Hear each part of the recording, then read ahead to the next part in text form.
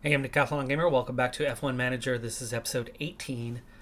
Next up is Singapore, but we have an almost 3 week gap until that race kicks off. So we've got a little bit of time. We'll see what happens in this break period in between races after we just had 3 straight race weekends. First up, our regulation vote about changing the finances, favoring the top teams a little bit more and taking away from the mid pack a bit to compensate for that. Only 3 teams voting in favor, so it has failed. As we're getting into the late part of the season, I noticed a few of our aerodynamic car parts had started to get really low in numbers. So we've gone ahead and restored that, and you can see we're at now 5 or 6 for each available car part. One notable thing about the F1 Williams team is that we are the lowest in terms of staff rating, or close to the lowest in every possible area. Our lowest position is head of aerodynamics, which is David Weather, and I just finished scouting somebody who was willing to join us. Most of the top guys were not willing to come to work for our team, which makes it really hard to improve. You have limited options, but we did find one who was not only willing but would have been a significant upgrade, and I just finished scouting him, and it's Dirk De Beer from Alpine. He's their current guy, and that's the problem with the market. Everybody available on the market is close to or slightly below the level of Weather. To get better than Weeder, you have to pluck him away from another team, and I think I might do that. Dirk De Beer is superior in every way, roughly 10 points better in every way. Contract wise, we'd be paying him a bit more, but over the course of a year, I think it's well worth it.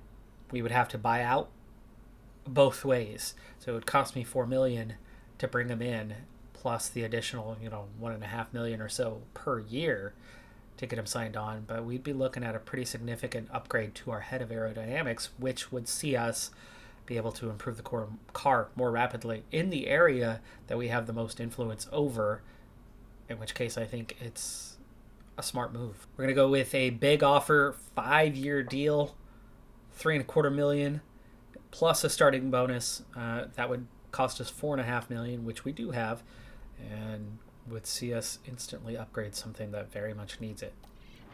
Contract accepted, so let's make it happen. Here is what that market looks like for aerodynamics, and you can see Weeder was a little bit off the bottom, literally compared to everybody else. Now, we have moved up the grid to the third best, and those top two, not interested. Red Bull, Ferrari. So getting somebody, Mercedes not interested. Getting somebody so high up the grid really helps. Really helps, and hopefully we can hang on to it for a long time coming. Staff improvement is a thing, but when you're that far down, that far behind, it's a different matter. Now, I'll be looking at some other positions. I don't think we necessarily need to change all of them. I like the idea of growing the team from the inside, but I think this was one area where it was quite evident that we would need to make an upgrade if we were going to compete. Meanwhile, in other staff news, race engineer for car number 2. So this is Albin's race engineer. I've been focused on feedback so we can get a little bit better practice results on the car setup so we can get that max bonus. He's now a 78 overall with that upgrade. And actually, I take it back. It's not Albin's race engineer. It is Porsche's race engineer. He's already better at feedback, but you can also see with what was a 75 a moment ago, and I believe was a 74 previously, as I think that's the second point that I've assigned to him over the course of this season, you can see why Porsche already has the better one, and his feedback is low to the point that it does take us a while to get that set up, and that is kind of the key reason why we struggle a little bit. Yeah, it's only a 71 for Irwin, who is Albin's. See, pit crew management wise, they're both pretty good. It's that feedback that is fairly low. Communication, I'm not as worried about, because this is your ability to communicate with that driver, meaning it's that race, the pairing affinity, which, yes, there are bonuses. It does take time to get the bonus, and it takes longer, they already have a good affinity working together for just 15 weeks. I couldn't care less if they have low communication, as long as they have high pit crew management and especially feedback to get those bonuses at least be, well, we want to get them into the 80s, and then you can focus on the pit crew management to get the most out of your pit stops. But communication, of lowest interest to me. Next, this year's upgrade is the rear wing, and the design is complete. So we're going to start manufacturing a new rear wing, and I would think with still about a week and a half to 2 weeks to go, we should be able to get enough for at least one car, which would go to Albin first.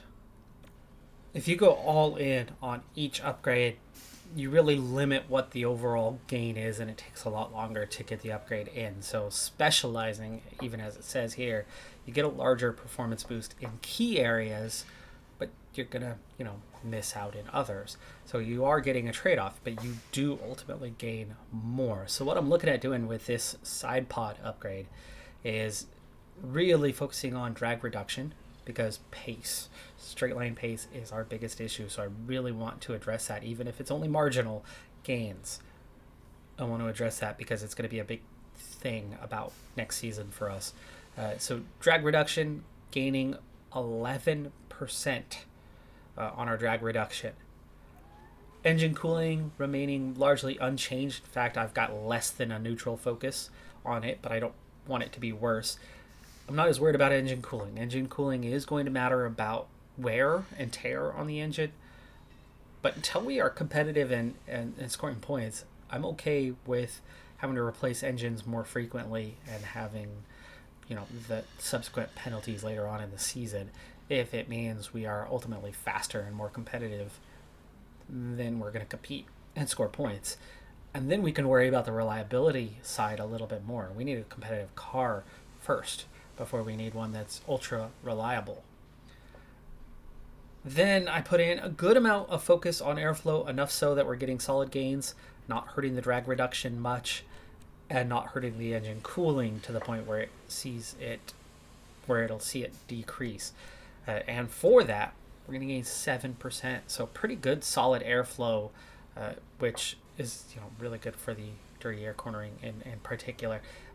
Not that we're going to see significant gains there, but it is gains, and it will improve both the cornering and the dirty air cornering a little bit. But the biggest thing is getting that little bit more straight line speed. Now, in terms of rank on the grid compared to right now, which it's going to take us a month and a half to finish this, well, it's not drastic. The side pods don't have the impact the underfloor does, but you have to also do these other upgrades if the underfloor can't do it all by itself. Well, anyway, the drag reduction would see us move up a fair bit. Engine cooling, no change. And we would see a little bit in that gain airflow wise, passing one team, probably the Aston Martin. But getting ahead of a couple teams in the drag reduction is absolutely a step in the right direction. At 36 days and without extreme cost, not bad for this upgrade. Took quite a while, but the hospitality area has upgraded finally, and we are almost into the race weekend. We're here at the Marina Bay Street Circuit, and the Singapore Grand Prix is just about to start. The name Singapore means City of Lions, and this weekend Formula One will be roaring into action. The bumpy street surfaces here make this a challenging circuit for the drivers, and the humidity causes them to lose as much as 3 kilos over the course of a race. But it's also tough on the cars, with 23 corners to tackle each and every lap. Good low-speed downforce will make all the difference here. With the season nearly concluded, time is running out for the teams. Can anyone make a last-minute breakthrough? Can the leading drivers hold on? Only time will tell. There's nothing like a race weekend in Formula One. Straights aren't particularly long here at Singapore. Love this track. We'll get to more of that here in a little bit.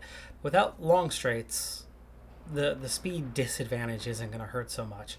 Track position matters a lot here, as overtakes are relatively difficult, but of course we have not seen this track in the new car era just yet. And there's a lot of slow sections and medium speed. So medium speed will be fine, but I don't think we necessarily have the right car for this track.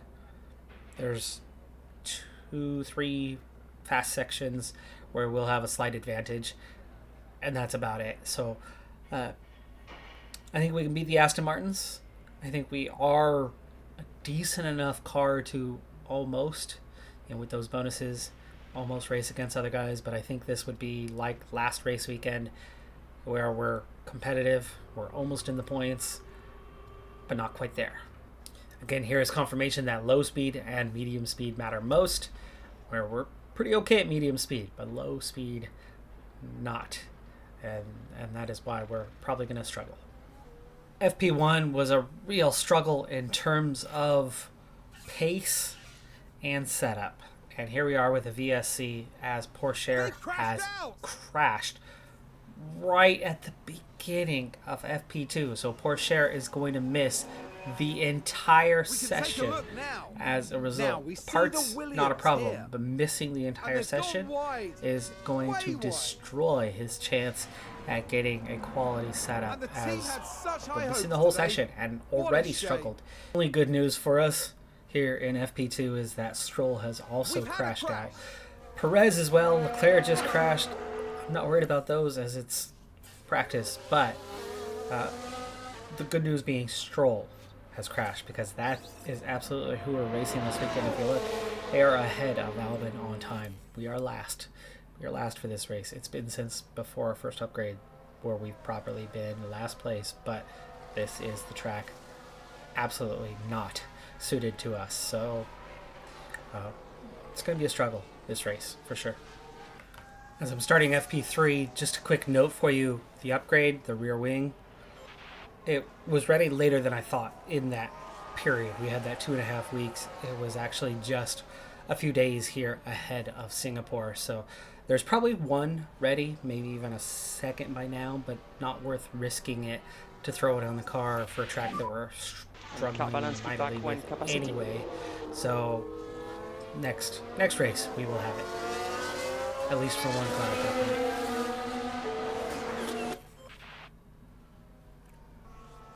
Near the end of FP3, we are more than half a second slower than the Aston Martins and more than a second slower than everybody else. It's going to be a rough race. Porsche, we're at 58% acclimatization. He was in the 70s on our last setup, and this next setup change is probably not going to be enough to get us terribly high. Hopefully we'll get us into the 80s, but I don't even think we'll get the feedback on it in time. And meanwhile with Albon, again, he gets limited support from his team. It takes a really long time to get the feedback he needs. We still don't have it here either. So with only 4 minutes left in the session, the current setup was 85%. Our highest setup was 88%. And we can see we kind of went the wrong direction with this one, which was just a wing change, the 9.5. So if we go the other direction, we know it'll at least boost us up a little bit. If we drop 3%, at the very least, it should give us 3. All I changed because I knew I was almost out of time. We didn't have time for 4 minutes to make a change, so we did the 30-second change to the front wing, trying to get us up over 90. We'll have to go the other way and then just guess that is going to do that for us. But otherwise, no noticeable bonuses in the short term.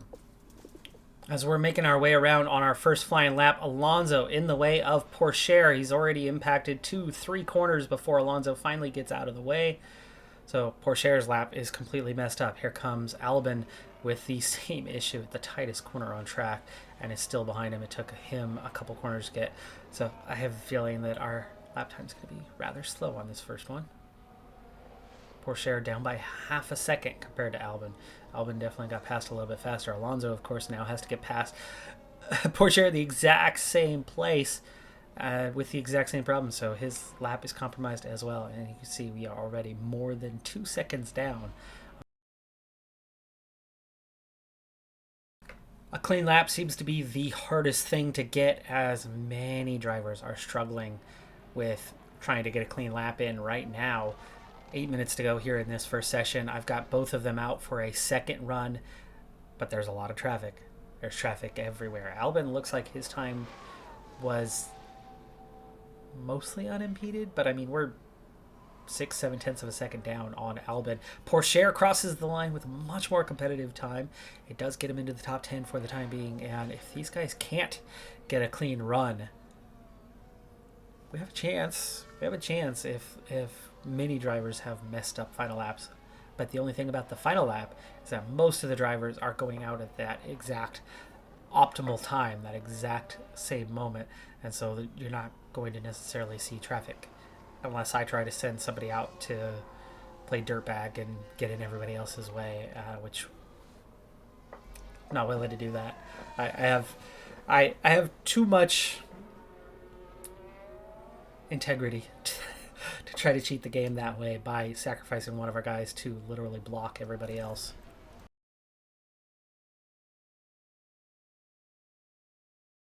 We've got Pourchaire out in between the Hosses, and Albin is just behind that last spot. Let's see how far back is Albin. Albin's in a good position. He'll have clean air. He should make it in time if he's only a few seconds off the back.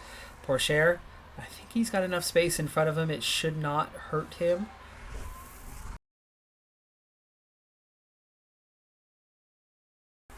And away we go. Everybody on their final flying lap. Nobody getting in anybody's way. So it does mean a clean run for everyone. So you can expect we are going to drop down the order quite rapidly. So far, we're ahead of a whole lot of teams. Let's hope that they compromise this lap by making a mistake somehow or another. At least a few of them. So at least we can qualify ahead of somebody. But Alonso, first one to jump up the order. Stroll in behind us, so Stroll does not get a good lap in, and we will not start from last. Sonoda is ahead though. Pourchaire is on the bubble and out. Albin now on the bubble. Right now, only Stroll ahead. Vettel has come in ahead of us, so we are going to need a good time to potentially beat Vettel. In fact, we're going to need to save at least 2.5 tenths each driver to gain something. We are holding up the Haas of either Schumacher or Magnussen, whichever one, I don't know. The other one looks to be clear, but that is how slow Pourchaire is, that he is holding up the Haas, messing up their time. It was Magnussen. Magnussen still goes faster because he closed up on us over the course of that lap. Albin improves his time, but not by enough. It is P18, P19 to start on the grid. Magnussen, Vettel, Stroll out with us. Vettel and Sainz, the only one with grid penalties, means we will only move up 2 spots. At least it does start us ahead of the Aston Martins, but it is going to be a difficult race. Race day has arrived and the time has come for these drivers to fight it out wheel to wheel. Williams had a good performance in qualifying. Now they'll be eager to demonstrate that they can have an even better race. Haas gave a solid performance in qualifying, and they'll be happy enough with their grid position here. Let's see if they can make it work for them. Tonight is a cloudy one, and there's a good chance of rain. The teams will have to be flexible with their strategy for the race. Well, we've got some fascinating strategies that are sure to be applied today. But for now, all eyes shift to the starting line of the Singapore Grand Prix. For the first time all season, I'm making a strategic decision that's going to add a challenge, present a possibility, but also be a direct result of circumstances. We're the slowest. So thinking about conserving the energy for the final races a little bit by decreasing our fuel. So I've lowered our fuel load by a couple of laps. It's saving us about 2.5, almost 3 kilograms worth of fuel load. We're going to be a little lighter, so that should make us a little bit faster. And that means that I can't turn the engine up as much as I would normally, but that also means the engine will last longer. I think we'll make that up over the course of the race without having to lower the engine mode. But if it comes down to it, we're going to be at the back of the grid anyway, and therefore it doesn't matter as much. So conserving some fuel, conserving some weight in the car. We'll see how that one plays out. Try something new tactically for this race. Just see where that takes us. It's a cloudy night tonight, but otherwise the weather looks good for the race. Here we have Alexander Albon. With their starting position in the back 10, they'll have their work cut out for them. And looking at the second Williams car, they'll be starting the race from the bottom half of the grid, so there's a fair bit of ground to make up. Will their hard work pay off today? And this is it, the Singapore Grand Prix. And it's lights out, and away we go. Race underway, and I'm already starting to think about what's next, because circumstantially, this race just is not happening. Pourchaire is already down to P19. He's that fast he is down. Let's go ahead and get him off of overtake and put him on neutral, save it for later. And we will back off to aggressive as well. We do have, oh, it's Pourchaire actually looking. Get that overtake done. That's right. It's P18. That's ahead of the two Aston Martins. He's got to look to the inside of Magnussen, who is the one who passed us right off the line. Albon somehow had passed Magnussen as well, but that's both of us ahead. So there you go.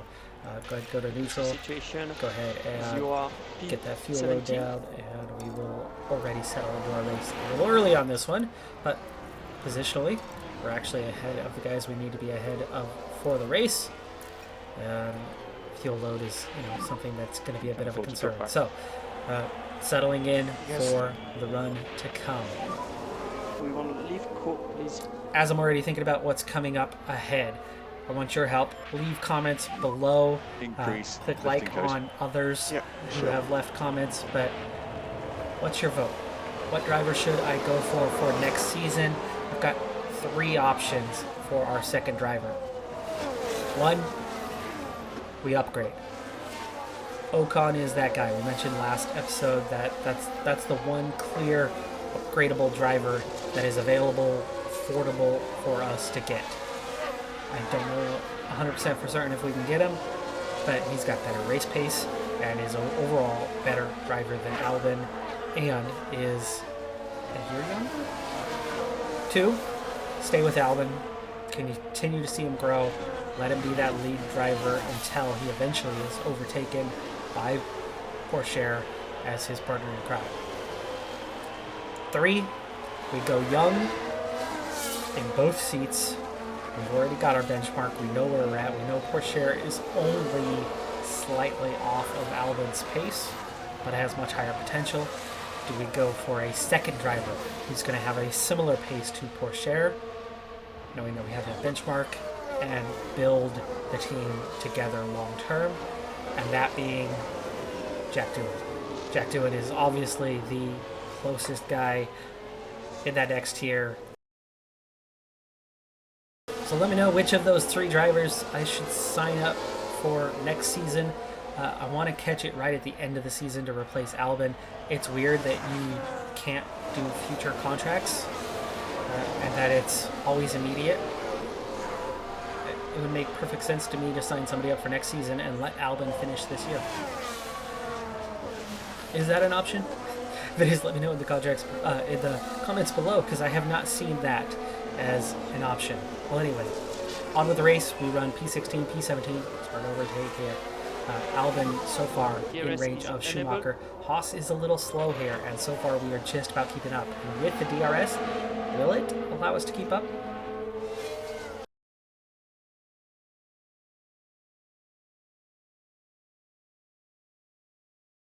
Beginning lap 8 of 61, and the field is split up into 3 trains primarily, and then a few drivers going solo. Hamilton has taken the lead of this race away from the 2 Red Bulls, with Verstappen and Perez behind, Leclerc and Russell making the first train. Bottas on his own in no man's land, followed by his teammate Guan Yu Zhou, who's a little bit off his pace, as they are very much off the pace of the front 3. And Zhou is holding up a train of Alonso, Gasly, Norris, Ocon, and Sainz behind. Sainz is one of the ones who had a grid drop, and he's at the back of that train. And then in no man's land is Sonoda in 13th, off the pace of Gasly.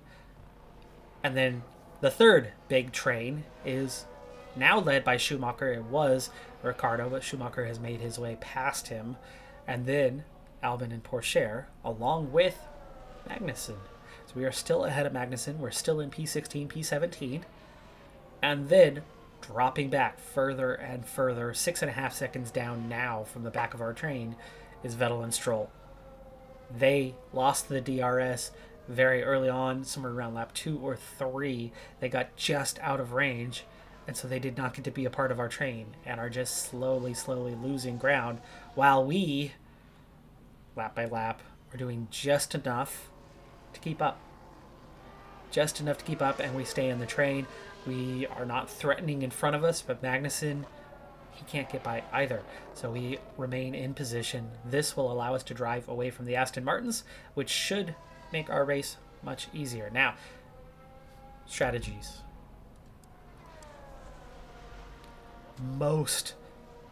Stroll's already into the pits. Stroll is the first to pit. He's going super early. It's only lap 12. You can see most of the field is on soft, so we are going to gain a ton of track position when these guys pit. Ton of track position, but our problem is, well, no. Actually, our problem is Schumacher and Ricciardo ahead of us are on the mediums.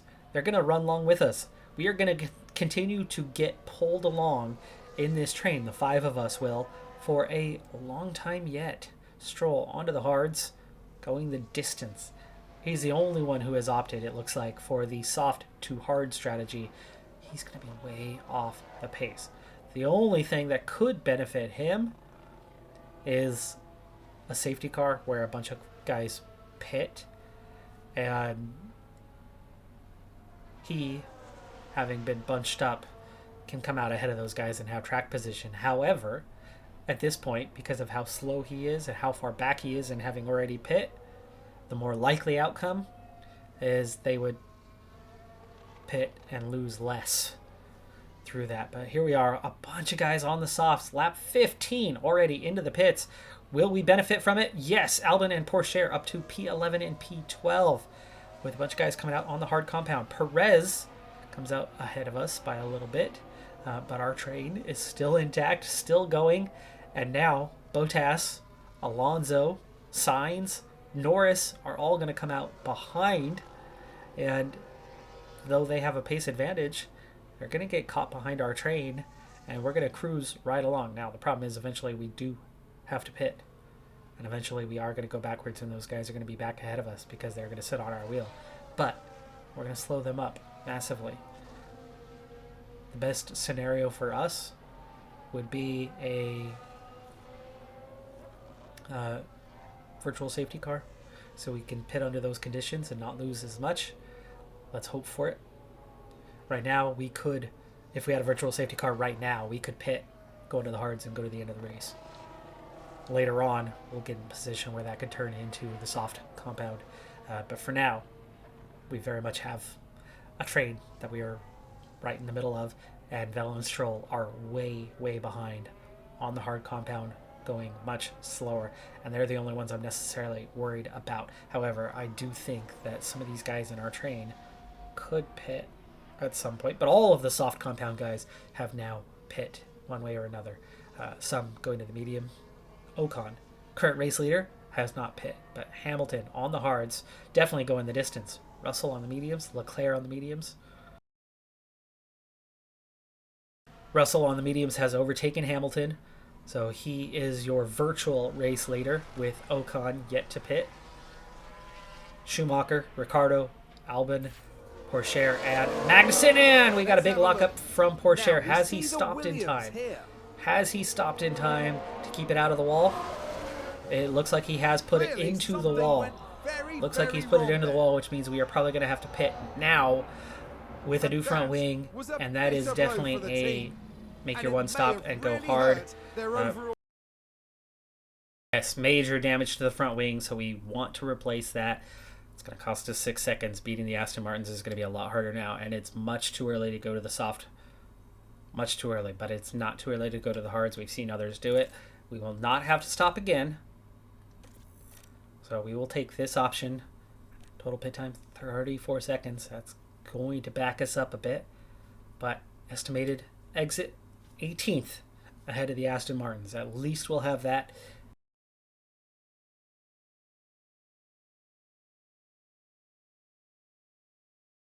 It's going to take a while to change that wing. The Aston Martins have a long ways to go yet before they're going to catch up to us. Sonoda is coming around here soon. If we were 2 seconds, we might be right there with him, but no, the wing's being changed. And we are out in 7.6, well ahead of the Aston Martins. On to Albin. Yes, he's still very much in that DRS trade with those other guys having caught up, but nobody able to move past.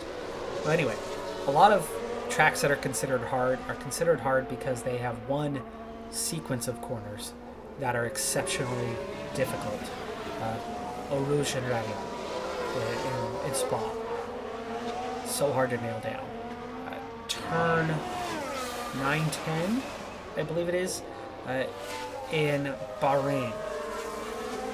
Ridiculously hard. It's a little off camber, it's a bit downhill, and it's a more than 90-degree turn coming up, and you are cornering under braking in that lead up, in that turn 9 portion of it. It's insanely difficult to get right without locking up. But that's one portion of the track. The rest of the track is very ordinary, very normal. Monaco is widely known as the hardest racetrack on the planet in any racing series. It's insanely difficult. Singapore is easier than Monaco, but not by a lot. And the thing about Singapore is there's no easy section to it. There is not one part to Singapore that is easy.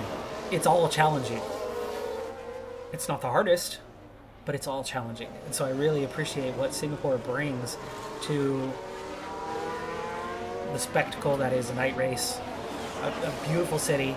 A beautiful city in which, and this is my sister-in-law lived there for quite a few years.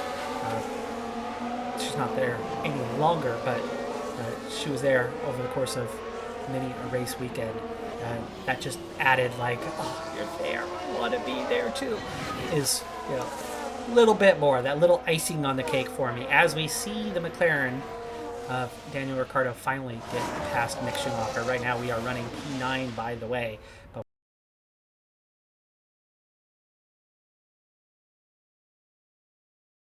lap 25, Ocon had been backing up the front runners as they did eventually catch up to him.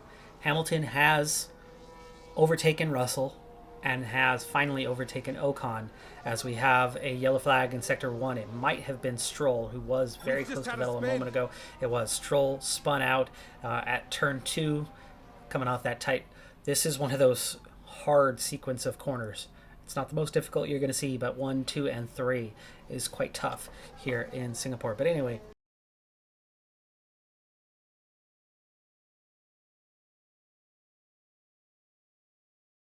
amazing thing for us is we are only 25 seconds off the leaders of this race, but of course we have not pit yet, so yeah, there's that.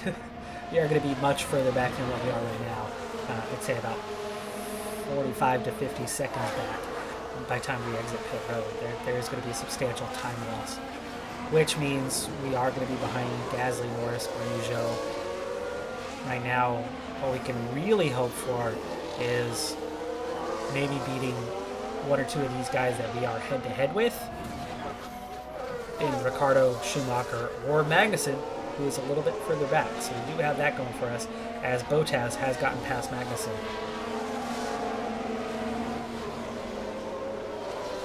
But an undercut is a real possibility for us. I was planning on pitting a little bit earlier than some of these other guys. We are not far from our pit window now.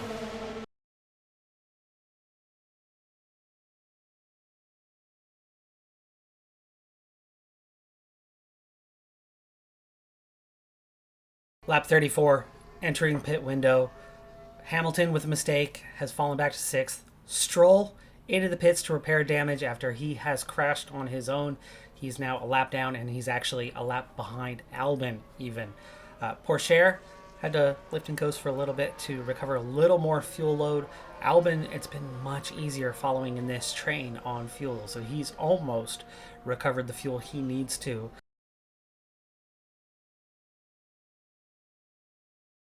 Nobody else has pit yet, but I want to pit now. This is earlier.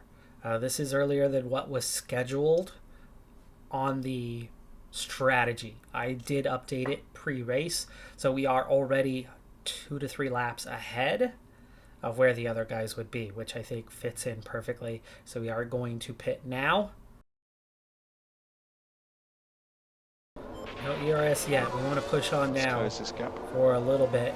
Get right up on the Haas here over the course of this lap.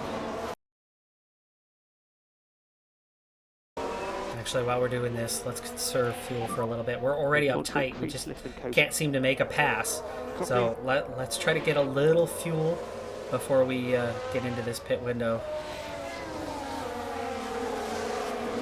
Making up for it with the aggressive, drive style on the tires themselves. And that's already getting us almost neutral on the fuel. Before the end of the lap, we'll definitely go neutral though, as we want to try to close down any gap this does open up for us. We're already back to 0.0. Back to neutral on the fuel load. And actually neutral for the first time all race long for us here. 0.2 now. Okay, coming up on it. Let's go balanced. Let's reduce. And see if this will start closing the gap as we drive aggressively. As we've certainly given up about 1/10 of a second there, and that's okay. I'll take that 1/10 of a second to gain half a lap worth of fuel, more than half a lap worth of fuel, because we're going to burn it here pretty soon as Albin first into the pits of the group. If we can push really hard for the next few laps until those guys pit, we may come out ahead of Ricardo, Schumacher, and Magnussen. That is where our race is right now. We are third of those 4 cars. Pit done. 2.52. What a pit. What a pit stop that was. That was fantastic. That was the best of the season so far. As Albin gets back out on the track, that is exactly what we need. We are going to drive aggressive. We are going to push, and we are going to overtake. And let's see what we can do with the lap to come. So Albin doing what he can in clean air to get the best lap possible here before these guys start their pit stops, and we will continue to run as long as we can manage until they do so to see if we can't come out ahead of the group. Nobody pits the next lap, so we're gonna have to go on at least a second lap, but that could be good for our pace. And long haul, we definitely don't have the pace to do too many laps. After 2 laps, nobody's pit. Okay, that's not even a notice for Albin, but we've done our push. We're going to have to back off now on the fuel. We're going to keep the overtake on until it's spent. But we are going to have to back off here aggressive as well. No, we don't. No, we don't. Oh, no! I tell him to back off and he slams into the wall. I told him to back off. Safety car. He's out of the race. Okay. Out of the race. Big mistake from Albin there. That was his race. That was his race. That was his only chance. Now here's the thing. Expectations were very low today. So we fall back into where the expectations were. But my hopes were rising. I was hoping for something from that. I was hoping that tactically we could undercut those guys and come out with them ahead or come out ahead of them and hold them off. With Pourchaire, last car in the lead lap, by the way. Russell leads from Leclerc, from Perez, from Ocon. He's down to 44% on a soft compound. And then Verstappen. Now, we could get a free pit stop if we pit now, but I'm not sure we're going to close back up on the back of the grid, but it's worth a shot.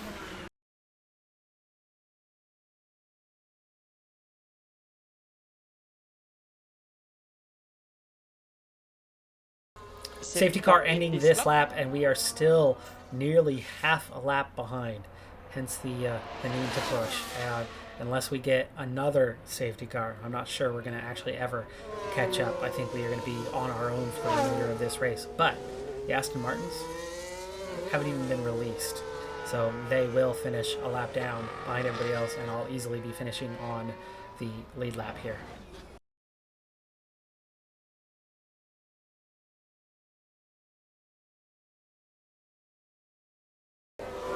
Lap 52, Leclerc has just overtaken Russell to lead this race, both on the medium compound. Perez is third, Verstappen fourth. Hamilton, who had made that mistake earlier on and is on the hard compound, runs just fifth after leading for a while earlier on. Ocon does have a fresh set of soft tires, so he gave up fourth position to put on those soft tires, but he's good to go till the end of the race now. And with that soft compound, he's got that speed advantage that I would think Ocon can hang on to sixth. Bottas and Alonso 7th and 8th. Sainz only 9th place today, but he did have that grid penalty, but he was not at the back. He was in the middle of the pack. But it's just so hard to overtake here. And then Guan Yu Zhou and Gasly in the mediums, 10th and 11th. Norris, Ricciardo, Schumacher, Magnussen, they all have made their pit stop finally. Tsunoda, Rocher, Vettel and Stroll, and of course Albon out. I do think that we could have, with that big push we were making with Albon, I think we could have undercut those guys and have them come out behind. Now, can we then hold them off for the remainder of the race? Well, it's hard to overtake, but not impossible. And we would have had to have backed off to conserve fuel. But if one guy passes us and we hold up the rest, and we get that DRS help from the one guy in front, I think he could just about do it. Here's Russell having a look on Leclerc. This is that battle for the race lead. It's the one we will follow here in the final laps, as Pourchaire is very much in no man's land. Quarter of a lap behind the Aston Martins, who have finally blue flagged their way to the very, very back of the grid. But top 5 cars have pulled away from everybody else. Ocon is holding up the next train, it looks like. Lap 55 now, and one thing we've seen a lot of in this game is if you are making an overtake and then you tuck back in, so you fail the overtake, you lose a second every time. Not a few tenths, you lose like a full second. And it's so easy for you to then be overtaken by the car behind you instead. Now, do we see something like that in real life? Yeah, a little bit. Not to the extent here. Russell, who failed to overtake Leclerc, was immediately overtaken by Perez and is more than a second behind Perez now. And that's the costly part, right? He didn't just get overtaken by the guy behind him. He got overtaken and lost another second to that guy. And that's not normal. It's one thing I'd like to see them work on a little bit, on just how much you lose when you tuck back in. But here is Hamilton having a look to the inside of Verstappen, taking over that position. So now the two Mercedes lead from Verstappen, but they are now a little ways behind Leclerc and Perez in that first and second position.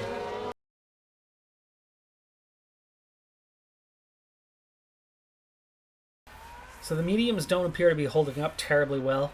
Perez has passed Leclerc, but he did get back ahead of him, so into the race lead with a couple laps to go here. And then Hamilton got around Russell.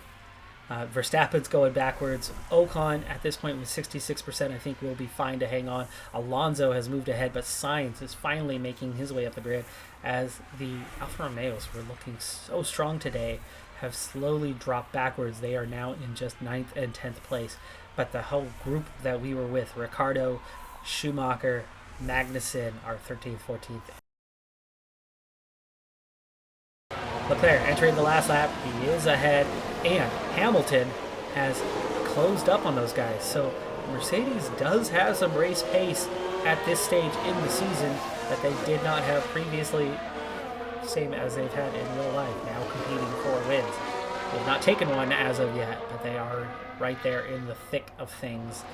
It's a little too late for this one, though, as we are on the last lap. We'll kind of watch here from the middle, but I do think we're seeing some action up front as Hamilton has Perez under pressure, and Perez is trying to put Leclerc under pressure.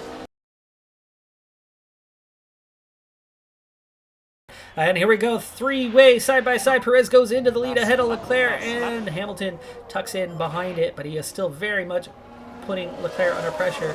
Will it be the two hards finishing ahead of the three mediums? That is still looking like a distinct possibility. Just a few corners left to go, though, here in Singapore for this one.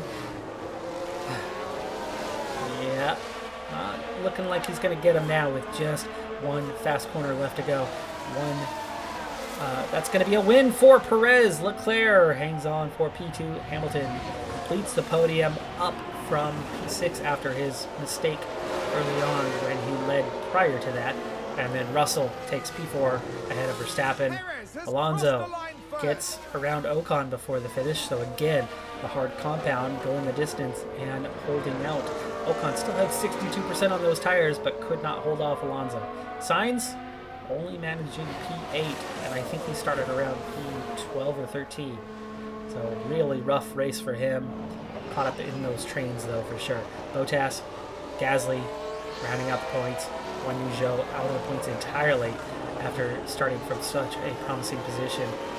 Both McLarens missing out on points. Schumacher and Magnussen also there.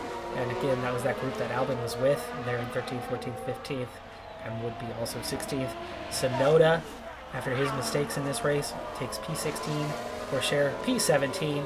Last one to still be out on track, waiting to finish up his race. And then Vettel finishes ahead of Stroll in P18. With Albon, the day's only DNF.